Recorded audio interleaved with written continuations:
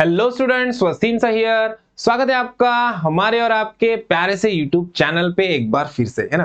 Last lecture में हम लोगों ने मैकेनिक्स सब्जेक्ट स्टार्ट किया था, जिसमें हम लोगों ने फोर्स सिस्टम चैप्टर अभी तक खत्म किया है, जिसमें बहुत सारे प्रॉब्लम्स हम लोगों ने सॉल्व किए हैं। हर एक टाइप के प्रॉब्लम सॉल्व किए हैं, अलग अलग वैरायटी के प्रॉब्लम सॉल्व किए, जिसके वीडियोस ऑलरेडी यूट्यूब पे अपलोडेड है। अगर आप लोगों ने नहीं देखा है तो लिंक नीचे डिस्क्रिप्शन में दिया हुआ है, पहले जाके वीडियोस देख लीजिए। बेसिकली लास्ट लेक्चर में हम लोगों ने इक्विलिब्रियम चैप्टर स्टार्ट किया था, जिसमें हम लोग लैमीज थ्योरम वाले प्रॉब्लम्स ले रहे थे। एक प्रॉब्लम जिसका ऑलरेडी हम लोगों ने सॉल्व किया है और बेसिक कंसेप्ट भी समझा है। लैमीज थ्योरम क्या होता है, इक्विलिब्रियम क्या होता है, ये बेसिक चीजें कंसेप्ट समझे हैं हम लोग, है ना। तो वो वीडियो अगर आप लोगों ने नहीं देखा है तो पहले जाके वो वीडियो देख लीजिए, तभी जाके प्रॉब्लम अच्छे से समझ में आएगा। आज हम लोग बेसिकली लैमीज थ्योरम का प्रॉब्लम नंबर 2 सॉल्व करने वाले हैं, जिसमें डायग्राम ऑलरेडी गिवन है, जो मैंने यहाँ पे ऑलरेडी ड्रॉ करके रखा हुआ है। तो चलो डायरेक्टली प्रॉब्लम की तरफ बढ़ते हैं। प्रॉब्लम का स्टेटमेंट मैं यहाँ पे पढ़ लेता हूं। देखो क्या दिया है, एकदम सिंपल सा स्टेटमेंट है। क्या बोला है हम लोग को बोला है a cylinder of 50 kg mass is resting on a smooth surfaces which are inclined at 30 degree and 60 degree to the horizontal as shown in figure. Determine the reaction at contact point A and B. तो contact point A और B के reactions हम लोग को find out करने हैं। Wait इसका दिया है और वेट किस में दिया है, वेट दिया है केजी में। हम लोग किस में चाहिए, हम लोग को न्यूटन में चाहिए, ये बात याद रखना। तो हम लोग को मास दिया है केजी में, उसको न्यूटन में कन्वर्ट करना है। और इस स्फीयर का वेट आ रहा है सरफेस ए पे, तो सरफेस ए से इसके ऊपर होगा रिएक्शन। और ये रिएक्शन कैसा रहेगा, रिएक्शन ऑलवेज होता है परपेंडिकुलर टू दी सरफेस, और रिएक्शन ऑलवेज कैसा होता है, टुवर्ड्स दी पॉइंट होता है। पॉइंट की तरफ डायरेक्शन बताना है, इसका डायरेक्शन कभी भी अंदर की तरफ बताना है, बाहर नहीं बताना है। इसको नाम दे देंगे हम लोग R A. Similarly surface B पे आ रहा है वेट हमारे स्फीयर का, तो सरफेस बी से स्फीयर के ऊपर रिएक्शन क्रिएट होगा। और रिएक्शन कैसा रहेगा, रिएक्शन रहेगा परपेंडिकुलर, ऐसे रिएक्शन रहेगा, है ना। रिएक्शन का डायरेक्शन रहेगा अंदर की तरफ, ये है हमारा आर बी। अब ये एंगल और ये एंगल हम लोग को चाहिए, तभी जाके हम लोग लैमीज थ्योरम अप्लाई कर सकते हैं। तो क्या करना है, सिंपल एक चीज याद रखो, बहुत इंपॉर्टेंट चीज है, एकदम की पॉइंट है, पक्का याद रखने का। देखो ये हमारा सरफेस है, सरफेस का एंगल दिया हम लोग को हॉरिजॉन्टल से, है ना। तो इसकी जो परपेंडिकुलर रिएक्शन रहेगी, उसका एंगल वर्टिकल से क्या हो जाएगा, सेम हो जाएगा, है ना। ये 30 दिया तो यहाँ पे ये भी क्या रहेगा, 30 रहेगा। आंख बंद करके लिख दो, है ना, टेंशन नहीं लेने का। देखो सरफेस का एंगल हॉरिजॉन्टल से पता है, तो उसकी जो परपेंडिकुलर रिएक्शन रहेगी, उसका एंगल वर्टिकल से सेम हो जाएगा। अगर सरफेस का एंगल वर्टिकल से दिया है, तो उसकी जो परपेंडिकुलर रिएक्शन रहेगी, उसका एंगल हॉरिजॉन्टल से सेम हो जाएगा। मतलब अगर इधर हॉरिजॉन्टल से दिया तो इधर वर्टिकल से सेम रहेगा, अगर इधर वर्टिकल से दिया है तो इधर हॉरिजॉन्टल से सेम रहेगा। सिमिलरली इधर भी देखो, हॉरिजॉन्टल से एंगल दिया है तो परपेंडिकुलर रिएक्शन का एंगल वर्टिकल से क्या होगा, सेम हो जाएगा, ये 60 डिग्री आ जाएगा। ओके, कहानी खत्म, प्रॉब्लम ही खत्म हो गया अपना, यही मेन है। अब इसके बाद तो क्या करना है, लैमीज थ्योरम का इक्वेशन बनाना है और वैल्यूज फाइंड आउट करना है। तो चलो इक्वेशन बनाते हैं। इसका एफबीडी पहले ड्रॉ करना है, डायरेक्ट यहाँ पे सॉल्व प्रॉब्लम नहीं करना है, फ्री बॉडी डायग्राम ड्रॉ करना है। फ्री बॉडी डायग्राम में क्या रहेगा, फ्री बॉडी डायग्राम में सिर्फ और सिर्फ फोर्स रहेंगे और एंगल्स रहेंगे, बाकी कोई चीज नहीं आएगी, है ना। तो यहाँ पे 3 फोर्सेस है, 3 फोर्स हमारे बता दो। पहला फोर्स अपना ये 50 kg का है। सब में पहले इसको मास को वेट में कन्वर्ट करो। मास का वेट में कन्वर्जन क्या होता है, W इज इक्वल टू क्या होता है, M इंटू जी, है ना।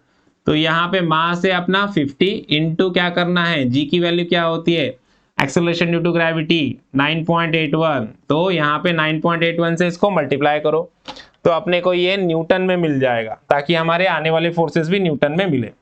50 इंटू 9.81 कितना आ गया अपना, 490.5। तो ये कितना है, 490.5 न्यूटन है। तो यहाँ पे लिख दो 490.5 न्यूटन। ये क्या है हमारा, ये है आर बी, और ये क्या है, ये है हमारा आर ए। ये है एंगल 30 और ये वाला एंगल है 60। ये बन गया अपना एफ बी डी। अब लैमीज थ्योरम अप्लाई करना है। अप्लाइंग लैमीज थ्योरम, क्या है लैमीज थ्योरम, लैमीज थ्योरम क्या बोलता है, पहला फोर्स लिख देंगे R A upon, R A को छोड़ दो, इसको छुपा दो, तो क्या बचा अपना, ये 2 फोर्सेस बचे, ये 2 फोर्स के बीच का एंगल कितना है, 60। तो नीचे लिख दो साइन ऑफ 60, ठीक है। अब यहाँ पे दो फोर्सेस, अंदर की तरफ एक फोर्स बाहर की तरफ, इसको एज इट इज रहने दो, कुछ चेंज नहीं करना है। जब ये वाला फोर्स लेंगे तो ये दो फोर्सेस, दो एंगल का क्या करना है, एडिशन करके ले लेना है, सिंपल है ना। तो देखो क्या करना है अभी, 490.5 ये वाला फोर्स ले लो, 490.5, इसके नीचे क्या लिखोगे, साइन ऑफ, है ना। अब इसको हाइड कर देंगे तो कौन से दो फोर्स बचे अपने, आर ए और आर बी बचा। आर ए और आर बी के बीच का एंगल कौन सा है, ये अंदर वाला एंगल ले लो, है ना। कितना है, 60 + 30 क्या हो जाएगा, 90। तो इधर लिख दो 90 इज इक्वल टू, ये आया अपना R B upon, R B को हाइड कर दो, ये और आर ए के बीच का एंगल कितना है, 30 है। तो नीचे क्या लिखेंगे, साइन ऑफ 30, है ना। ये बन गया अपना लैमिस थ्योरम का इक्वेशन। अब इसको अप्लाई करो, ये दो इक्वेशन का यूज करो, अपने को आर ए मिल जाएगा। देखो कैसे यूज करना है, यहां पे लिख दो आर ए अपॉन क्या है हमारा, sine of 60 is equal to 490.5 upon sine of 90। ठीक है, अब आर ए निकालना है, साइन 60 इधर डिवीजन में, इधर लेके जाओ मल्टीप्लिकेशन में जाएगा और आर ए मिल जाएगा। सो आर ए क्या होगा, 490.5 upon sine of 90 into sine of 60। Okay, अब ये वैल्यू कैलसी में अच्छे से पुट करो और कैलकुलेट करो। देखो तो यहां से अपने को वैल्यू मिलेगा 490.5 upon sine of 90 into sine of 60, कितना आ गया, 424 देखो आर ए मिला अपने को 424.78 न्यूटन, है ना।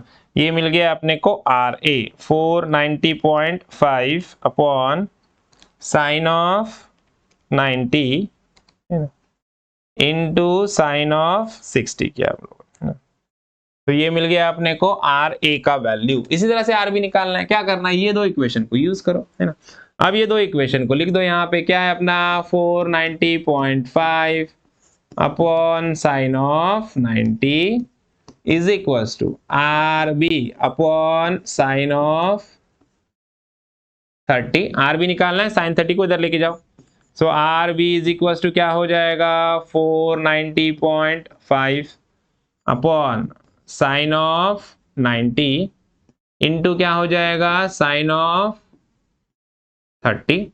अब ये वैल्यू कैलकुलेट करो तो यहां से आर बी मिल जाएगा। देखो कैलसी का यूज करो, 490.5 upon sign 90 into sine of 30,